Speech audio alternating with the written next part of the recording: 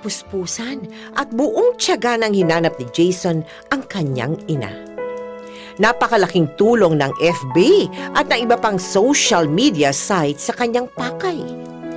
Lahat ng may accounts na ang apelyido ay Noche Casuyon ay pinadalhan niya ng private message. Walang sumagot sa mga mensahe ni Jason hanggang sa...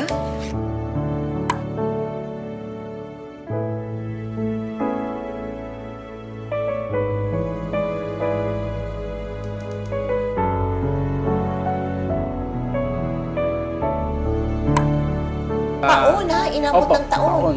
Ang paghahanap mo online ha? Opo, Doon ka online. lang. Okay, Opo. alright. Ngayon, may isa, itong nakaraan lang, September 16, may isang sumagot na babae doon sa Facebook. Oo. Sabi po niya, bakit?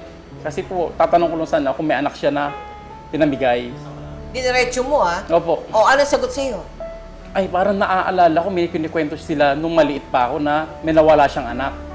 Eh yun po, So, ayun ba yan, nabuhayan ka? Opo. Na sinabi na buhayan ng loob ka? Opo, Okay. nabuhayan talaga. Oo. Nakikinig pala sa usapan namin yung isang pinsan kong lalaki, Oo. si Weng Weng. Ngayon sabi niya, nag-message sa akin na, sabi niya, Kuya, eto, i-message mo tong babae na to kasi anak po niya yan, sabi sa akin. Si Rica Jane. Oo. Yun yung minessage ko, yun yung tinanong ko na, anong pangalan ng mama mo? Sabi ko. Sabi niya, Luisa. Hindi ba, ano yung pangalan mo is Lisa? Minsan tinatawag siya ng mga tita ko na Liza, sabi niya. Nag-iwan ng mensahe si Jason sa bunsong anak daw ni Liza. Sa kagandahang palad, pagkatapos makumbinsi ni Jason na totoong hinahanap niya ang kanyang ina, pumayag namang makipagkita si Jennifer, ang bunsong anak ni Liza, sa ibang lalaki. Kuya? Jennifer.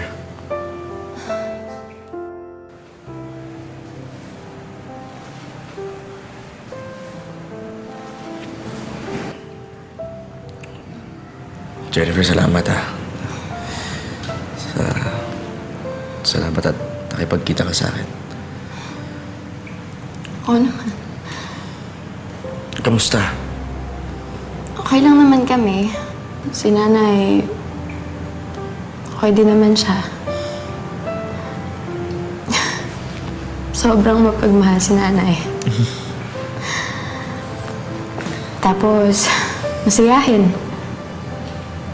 Kaso, minsan bigla na lang namin siya nakikitang natutulala. Tapos nakadungaw na lang sa bintana. Sabi nga ni tatay, may... Ninakaw lang ako. Di mo alam kung gaano kalungkot si nanay.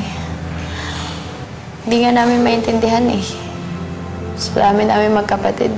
Hindi nawala-wala sa isip niya yung anak niyang nawawala. Ako yun.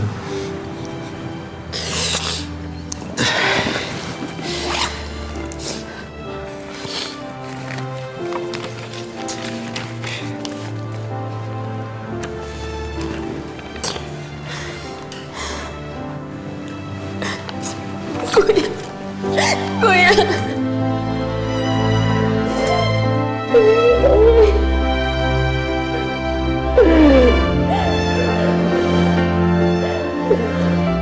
Ay, sorry. Teka, tatawagan ko si nanay.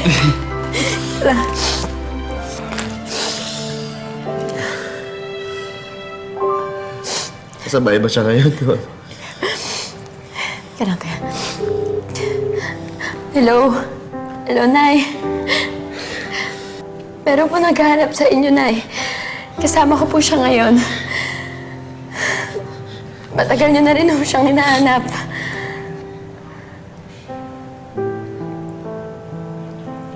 Okay po. Okay po, Nay. Okay. Sige po.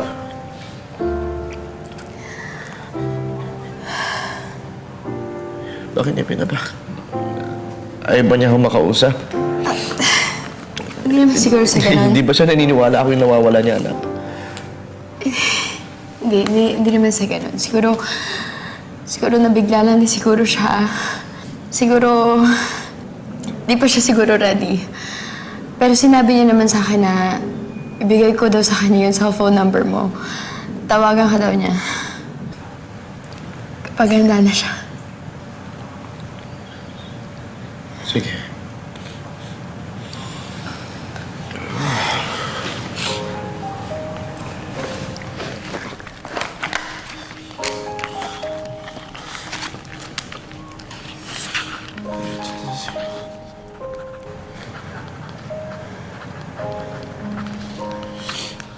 Ito na lang.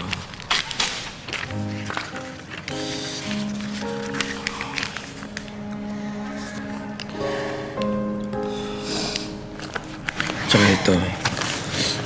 Sa'yo na to, ipakita mo na lang sa kanya. Yan, sige. Ibibigay ko na lang to kay nanay. Basta kuya, lagi mo tatandaan na may mga tamang panahon para sa mga bagay. May mga tamang oras para sa mga pangarap natin. At nagsimula na yun sa pagkikita natin magkapatid. Sige kuya, may pasok pa ako. Sige.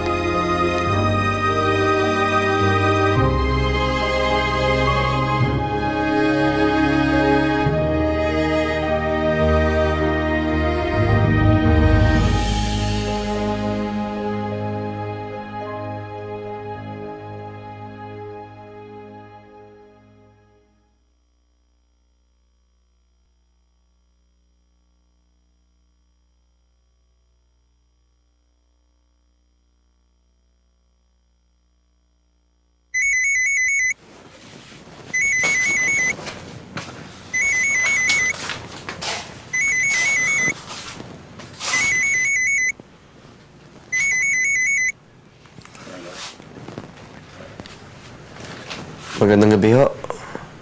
Sino po sila? Ako si Lisa. Ikaw ba si... Ito ba si Jason? Ako nga ho. Ayun nga. Nabanggit ka nga sa akin ng anak ko, si Jennifer. Hinahanap mo daw ako. Bakit nga ba? Hindi naman niya sinabi kung bakit eh. Nagtrabaho po ba kayo sa Maynila? Sa may Mandaluyong? Oo, pero matagal na yun. Bakit mo naman naitanong?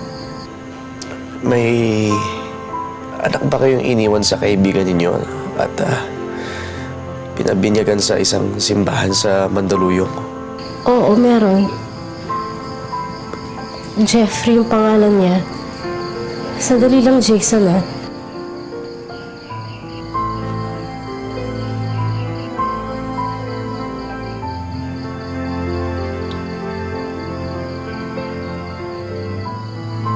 Anak? Ikaw na ba yan? Jeffrey?